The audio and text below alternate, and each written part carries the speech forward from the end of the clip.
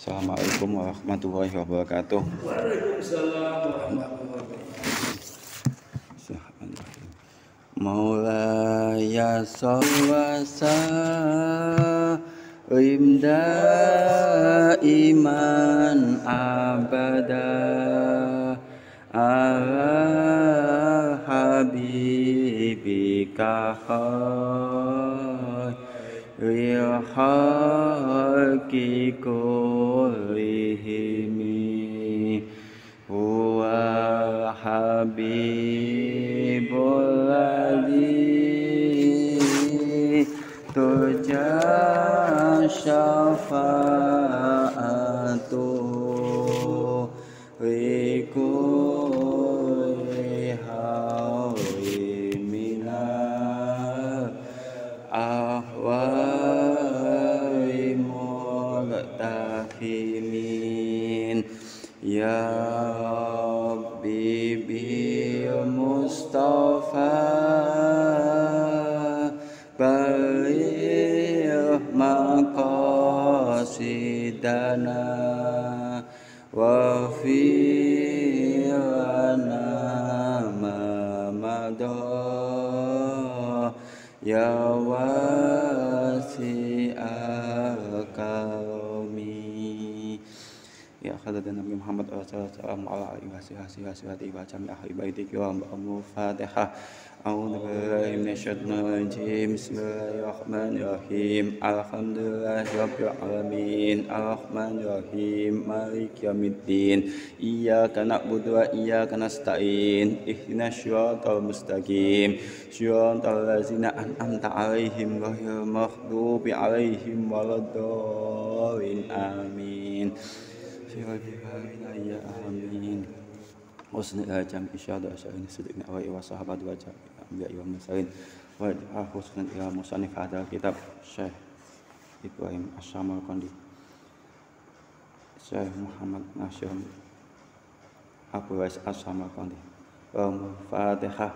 A'udzu billahi minasyaitonir rajim. Bismillahirrahmanirrahim. Alhamdulillahirabbil alamin. Arrahmanirrahim. Maliki yaumiddin. Iyyaka na'budu wa iyyaka nasta'in. Ihdinas siratal mustaqim. Siratal ladzina an'amta 'alaihim ghairil maghdubi 'alaihim waladdallin. Amin. Husnul jami'a hajatina wa hajaikum. Wa jami'ah yaqubu muslimina wa muslimat wa mu'mina wa masyarakat wa ya husnul aba'ana wa ummahatina wa jaddatina wa jaddatina masyidikum wa Fatihah. A'udzu billahi minasyaitonir rajim. Bismillahirrahmanirrahim. Alhamdulillahirabbil alamin. Arrahmanirrahim. Maliki yaumiddin. Iyyaka na'budu wa iyyaka nasta'in. Ihdinas siratal mustaqim. Siratal ladzina an'amta 'alaihim ghairil maghdubi 'alaihim waladdallin. Amin. A'udzu billahi minasyaitonir rajim. Bismillahirrahmanirrahim. Musannif rahimahullah ta'ala nafa'ani wa bihi wa amin ya rabbal alamin. Niki kula lanjutaken bab halaman 22 nggih. Halaman 32. Halaman 32. Niku terakhir kan halaman 31 niku. Sakniki halaman 32. A'udzu billahi minasyaitonir rajim. Bismillahirrahmanirrahim. Wa dan riwayataken sapa Abu Hurairah Sayyidina Abu Hurairah radhiyallahu an Nabi saking kanjeng Nabi sallallahu alaihi wasallam annahu satemene kanjeng Nabi iku kala dawuh sapa kanjeng Nabi yakhruju bakal metu fi akhir zamani ing dalam akhir zaman sapa aqwamu pira-pira kaum ijtira bidunya krana golek donya misal halabi kaya umpamane mersusu wa finus khotin lan iku tetep ing dalem nuskha keterangan al ukhra kang weneh yajribuna utawi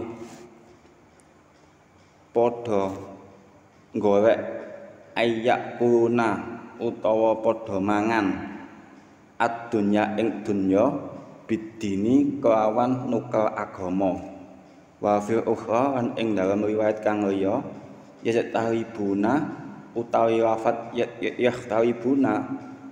yahtaribuna dunya utawa lafat yahtarimat dunya iku yakni ngersakaken yakhudu tegese padha ngarep sapa wong akeh ha ing dunya fayal basuna mongko padha nganggo sapa wong akeh libasal judidokni ing pira-pira panggonan kaya kuwite ing pira-pira penganggo kaya kuwite wedhus gibas firini ing dalem lemese alsinatuhum utawi pira-pira gonemane kaum iku akhlak luwe manis minasukari tinimbang gula wa qulubuhum hale utawi pira-pira atine kaum iku kubisi si abi pira-pira atine macan yaqulu hale dawuh sapa Allah taala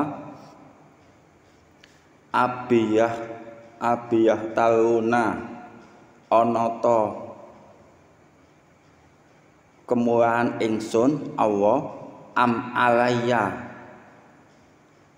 padha kebojok sira kabeh ya cetari una padha kurang ajar sira kabeh ing ingsun al istiona utawa lafat al istia yen to ndat iku ayat ala ing yen to nyandekaken sapa wong nafsahu ing awak dhewene wong sujaan ingkang kendel min hoyui tafakurin saking tanpa angen-angen walawiyatin lan ora pikir-pikir fabi hariftu mongko kelawan keagungan ingsun mongko fabi hariftu mongko sumpah kelawan keagungan ingsun Allah la'ab asanna mongko ngutus temen ingsun wi ulaika maring mengkono-mengkono wong fitnatan ing fitnah tadaul hakimi kang ndadekaken wong kang ahli hikmah al akila kang sempurna akali fiha ing dalem iki fitnah hayona hale bingungaken. Niki hadis saking riwayat Abu Hurairah. Tak gaene pun iki kan niki nggih pun jelasaken tentang masalah niku no. Ada 7 hal yang tidak dibarengi dengan 7 hal yang lainnya, maka 7 hal itu bisa menyebabkan sia-sia kan ngomong nggih. Sak pertemuan sebelumnya niku nggih. Nah, di antara 7 hal niku kan termasuk seseorang yang apabila takut tanpa dikurangi dengan mengurangi maksiat, maka ketakutannya kepada Allah itu menjadi sia-sia. Terus ingkang kaping kalih, seseorang yang berharap tanpa dibarengi dengan beramal soleh, berharap ridhonya Allah, berharap rahmatnya Allah, tanpa dibarengi dengan amal yang soleh, maka harapannya itu menjadi yang sia-sia. Ingkang nomor 3, niat seseorang yang niat tanpa dibarengi dengan melakukan kebaikan, maka niatnya itu bisa menjadi sia-sia. Ingkang nomor 4, seseorang yang berdoa tanpa dibarengi dengan sungguh-sungguh, maka doanya itu bisa sia-sia. Ingkang nomor 5, seseorang yang meminta ampun kepada Allah tanpa dibarengi dengan penyesalan, maka penyesalan itu sia-sia. Ingkang nomor 6, seseorang yang melakukan amal dohir tanpa dibarengi dengan amal batin, maka amal dohirnya itu bisa menjadi sia-sia. Dan yang ketujuh, seseorang yang berbuat tanpa dibarengi dengan keikhlasan, maka amalnya itu menjadi sia-sia. Niku 7 hal yang dilakukan apabila tidak dibarengi dengan 7 hal yang lainnya, maka menjadi sia-sia. Niki dijelaskan ten hadis Nabi bahwa suatu saat nanti akan datang di akhir zaman di mana kaum itu akan lebih memilih dunia untuk menukarkan dengan agamanya. Seperti orang yang memeras susu. Jadi memaksakan diri agar dia mendapatkan susunya itu. Kan ngono. Jadi melihat kenikmatan yang sesaat itu menukarnya dengan kehidupan dengan agamanya, ngono. Kadang seseorang niku kan pun semerat nek misale niki pun haram, korupsi niku haram. Tapi demi untuk kesenangan yang ia dapat saat niku mereka mau mengorbankan agamanya, ngono. Padahal mereka tahu kan ngono nggih. Ha niku kan kecuali bagi hukum enggak tak, bagi hukum orang yang tidak tahu ha niku bener-bener male. Tapi sakniki zaman-zaman pun modern niku kelihatannya pun mustahil. Misalnya wonten tiyang mboten kenal Islam niku hampir mustahil ngoten to. Zaman modern teknologi pun dikenal sedaya. Misalnya kalau ada orang yang pedalaman dengan menganggap bahwa dirinya tidak mengenal Islam itu kelihatannya hampir sangat mustahil. Soalnya dengan perkembangan teknologi yang sangat maju saat ini, orang tidak mengenal Islam itu sudah hampir mustahil. Niku secara umum, jadi banyak niku sing tiang-tiang sing bagi orang kafir, bagi orang fasik niku mau mengorbankan agamanya, mengorbankan keyakinannya, tahu bahwa yang ia lakukan itu salah, tapi mereka melakukannya hanya demi untuk kepentingan dunianya. Nah, niku. Suatu saat nanti akan ada akhir zaman yang seperti ini. Sekarang sudah ada. Sekarang sudah ada. Tindakan apa untuk kita antisipasi seperti itu? Tindakan niku nggih bukti kebenaran hadis Nabi ngono lho. Misale kalau hal ini iku mboten terjadi nggih niku kan mboten saged mbuktekno kebenaran Nabi. Niku hal positif yang harus kita ambil niku angka pertama. Bahwa kebatilan niku akan selalu ada sampai hari akhir pun mboten saged elak ngono lho. Terus misalnya KPK nggak ada prinsip akan memberantas korupsi seakal-akalnya. Niku kan terlalu berlebihan, nek kula nganggep terlalu berlebihan nggih. Sebisanya ngoten mawon. Soalnya bagaimanapun sehebat apapun orang untuk membersihkan kebatilan, niku akan selalu ada sampai hari akhir. Soalnya napa? Setan niku kan selalu hidup kan sampai hari akhir kan. Kecuali nek setan pun mati ya, niku bener mati. Tapi artinya ini paling tidak tetap harus ada yang amar ma'ruf. Nggih. Nggih, tapi pun napa nggih? Pun merendahkan tiang engkang melakukan nggih. Kita semua tiang hal seperti itu yang kita lakukan adalah jika kita mampu melakukannya dengan tangan ya kita melakukan dengan kekuasaan jika kita punya kekuasaan. Jika kita tidak mampu kita melakukannya dengan lisan kan ngoten nggih. Jika kita tidak mampu ya kita bisa melakukannya dengan doa, dengan hati kan ngoten. Terkadang amal ma'ruf nahi mungkar itu lihat kondisinya dulu, kepada siapa dulu kita harus berbuat amal ma'ruf nahi mungkar kan ngoten. Misalnya contoh nggih, contoh.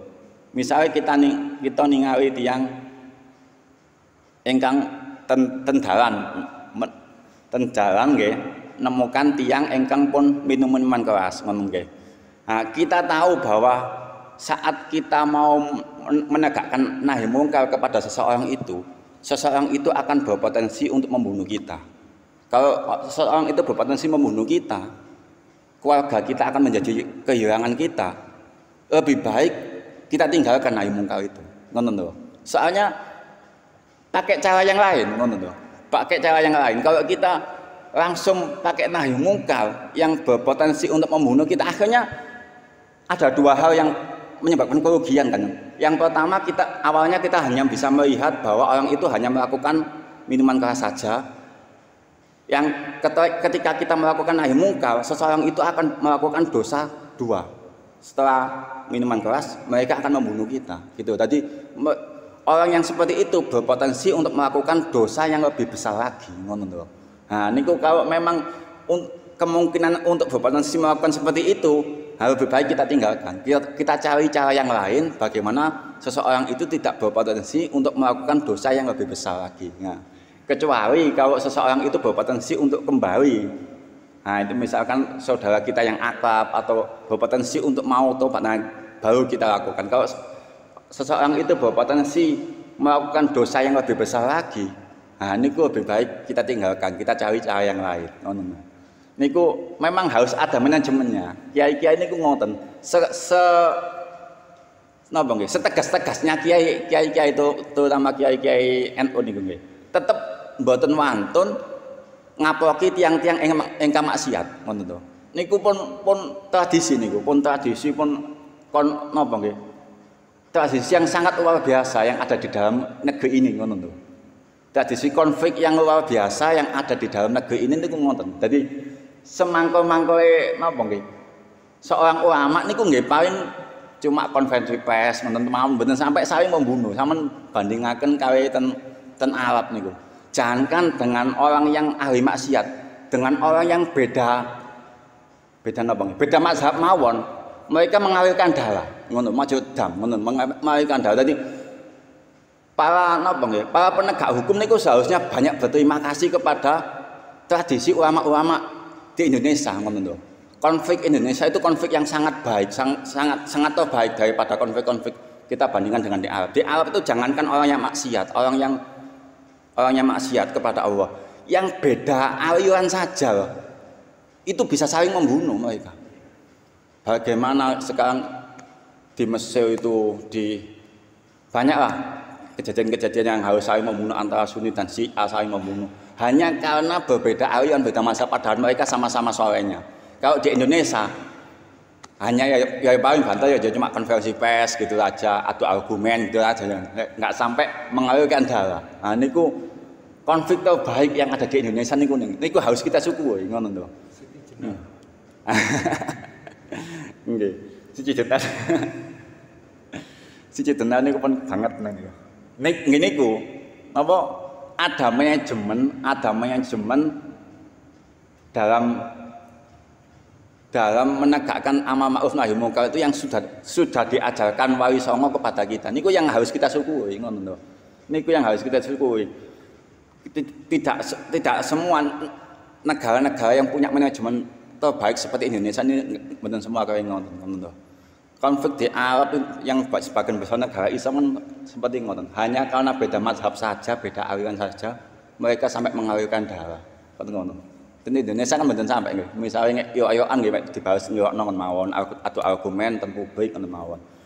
Ngene iku napa manajemen amar ma'ruf nahi munkar yang diajarkan oleh para Wali Songo itu sangat menyentuh sampai saat ini. Sampai saat ini. Jadi Indonesia itu benar-benar nggih. Dalam nggih relevan dilakukan di Indonesia. Nggih ngoten. Niku memang napa nggih? Pemikiran-pemikiran yang dibawa oleh Wali Songo itu sangat luar biasa. Mengajarkan kita untuk tidak mudah untuk mengalirkan darah, tidak mudah untuk mengalirkan darah. Bahkan sampai sekarang budaya ini sak teges-tegese kiai pun mboten tahu sampai ngapoki tiang preman, mboten tahu sampai mboten sampai nggih. Husnul khuluq. Manajemen amar ma'ruf nahi munkar sing diajarkan Wali Songo kaya ngoten nggih. Niku termasuk husnul khuluq. Husnul khuluq. Nggih niku mau. Misale nek tiang fasik berpotensi untuk membunuh terus kita berusaha untuk menegakkan amar ma'ruf nahi munkar, dia melakukan dosa yang lebih besar daripada yang ia lakukan ngoten lho. Kan ngoten. Nggih niku contone misale ngoten. Misalnya tiang fasik sing penggaweane nyokno kiai.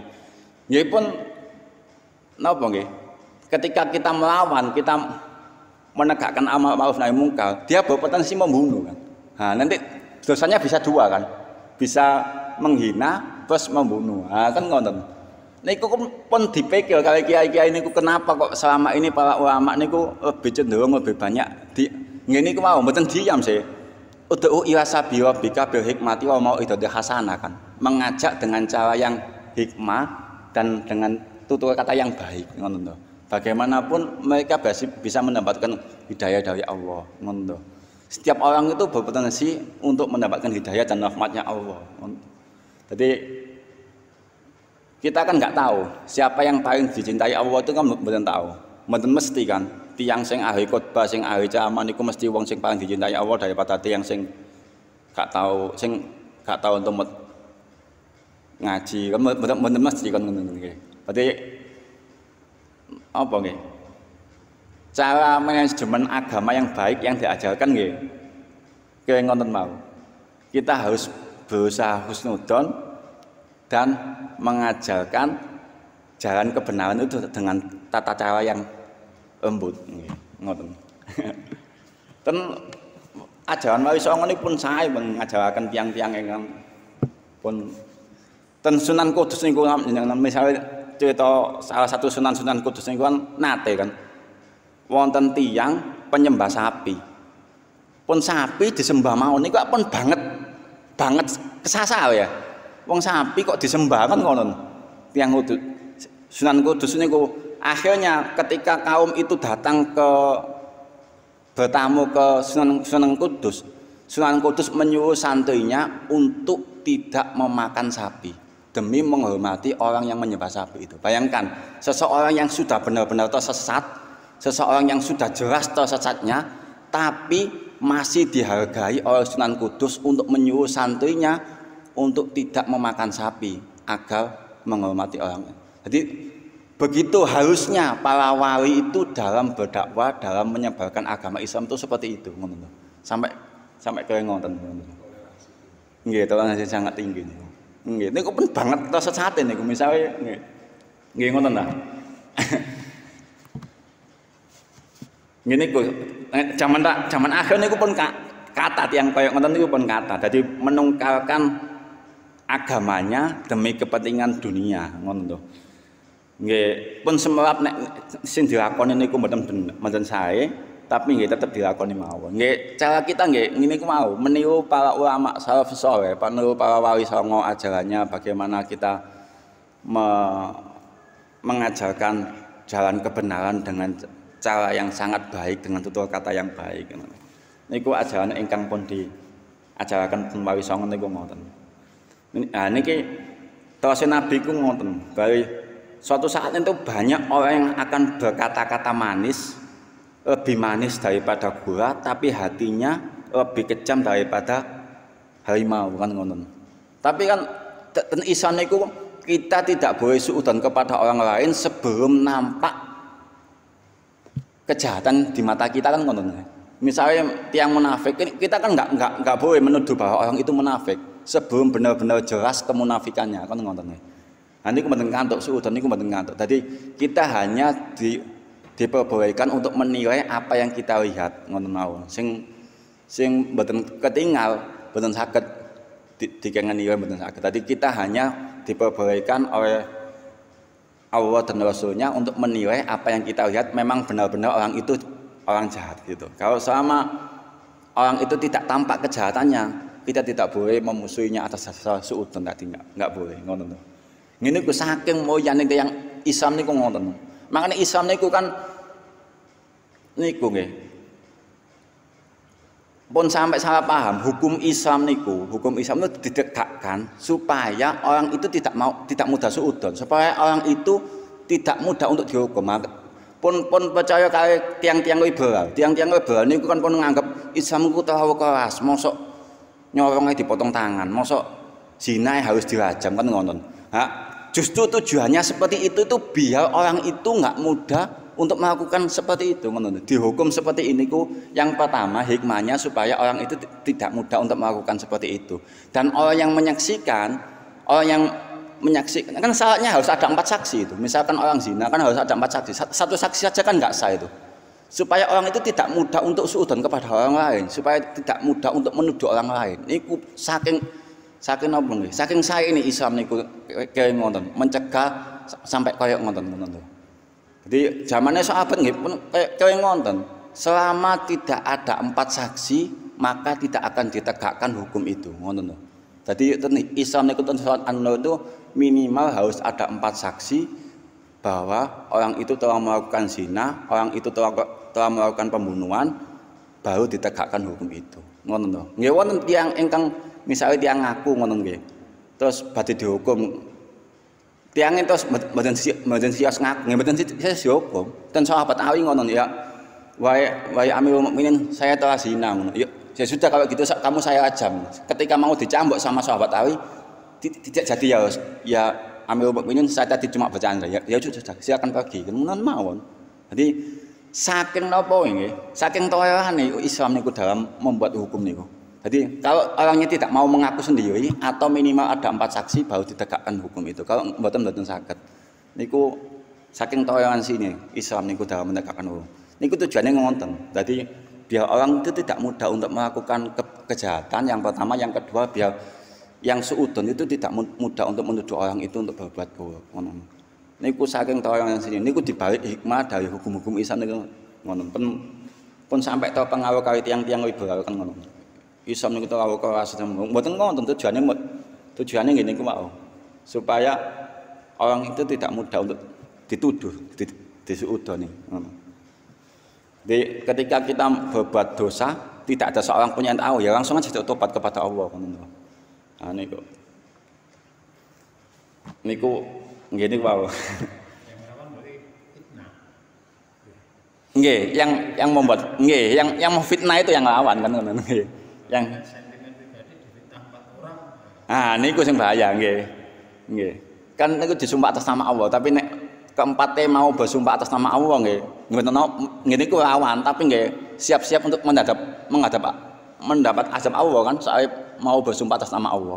Syaratnya kan 4 saksi itu harus mau disumpah atas nama Allah kan ngono. Orang munafik kan problem sumpah nama Allah. Oh nggih. Nggih. Nggih, yang lawan niku fitnah, nggih. Orang kafirnya kan seperti itu model sekarang. Nggih. Nggih, lha nggih niku. Cara untuk menjatuhkan lawan nggih. Niki mau niku kan bukti bahwa kebenaran hadis ini kan ngono. Demi menukarkan agamanya mereka rela. Nggih. Mereka rela mengorbankan niku mau kepentingan dunianya kan ngono sampai kayak ngono nggih. Nggih napa mawon kebatilan niku pun dinas kali Quran kebatilan itu akan selalu ada sampai akhir ngono. Kita cuma berusaha semampu kita untuk meminimalisir kejahatan itu supaya enggak terlalu banyak kan ngono. Tapi untuk membersihkan enggak bisa, soalnya sudah takdir Allah ngono. Sudah dinas oleh Allah bahwa kebatilan itu akan selalu ada sampai akhir. Niku pun mboten saged ditentang.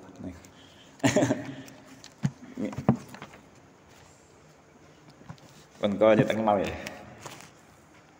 Wawiyan dene walanaken an Waqi saking Syekh Waqi, an Sofyan saking Syekh Sofyan, an Habib saking Syekh Habib, an Shalih Abi Shalih saking Syekh Abi Shalih.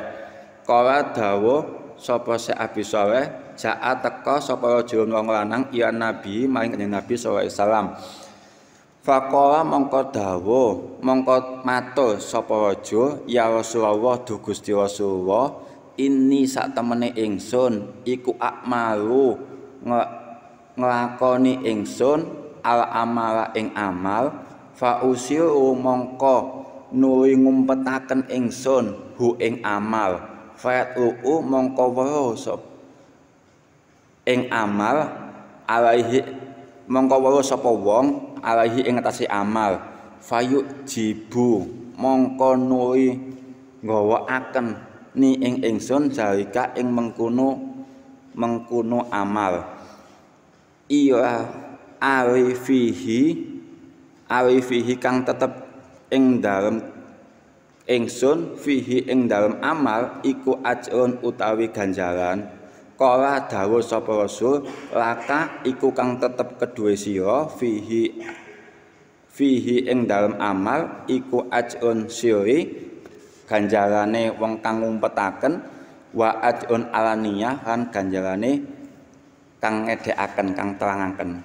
Jadi ketika seseorang itu melakukan sebuah kebaikan dan diniatkan untuk dirahasiakan, tidak dipamerkan, maka tiba-tiba seseorang itu dilihat oleh orang lain, terus seseorang itu tanya kepada Rasul, ya Rasul, apakah saya dapat pahala dari apa yang saya lakukan? Iya, kamu dapat pahala. 2 pahala. Yang pertama pahala karena kamu mau menyembunyikan amalmu. Yang kedua pahala karena dilihat orang lain untuk dicontoh. Jadi kalau kita memang niatnya tidak untuk pamer dan kebaikan kita itu dilihat oleh orang lain, kita masih tetap dapat pahala. Ini wow. Pahala yang pertama pahala niat untuk tidak pamer, dan yang kedua pahala niat karena dilihat oleh orang lain itu supaya bisa menjadi contoh bagi orang lain untuk melakukannya. Niku bener masalah nek misalnya dari awal kita sudah niat untuk agar dipuji orang lain, nah niku bener mawe, niku pun niat riya, niku pun niat pamer. Tapi nek awalnya pun niat mboten puji orang lain hanya untuk amal saja, tapi tiba-tiba ada orang yang lain yang melihat dan memujinya, ya sudah berarti dia tetap dapat pahala kan ngono nggih. Nggih konsep niku mau nek menurut Imam Syafi'i innama a'malu binniyat. Pokoknya amal niku tergantung dari niat ngono lho. Jadi nek mencari niat dari awalnya niku pun sae mboten peduli ditingali tiyang napa mboten ditingali tiyang, dipuji napa mboten dipuji, tetep pahalane tetep wonten ngono lho. Nek menawi amale dari awal itu sudah untuk ingin dipuji, seandainya tidak ada yang memuji, dia sudah tidak mendapatkan apa-apa. Soalnya dari awalnya saja sudah niat untuk dipuji kan ngono lho. Nah niku tadi setiap amal niku bergantung dari awal niatnya niku mau. Ngono lho. Nggih. Nek masalah hati kan betul-betul sing semua apa. Tujuannya memang untuk mengoreksi diri sendiri. Ilmu tasawuf niku ngoten. Untuk mengoreksi diri sendiri, seberapa besar kita untuk mengatur niat kita itu yang tahu hanya diri kita sendiri dan Allah. Ngoten lho. Ngene niku wae.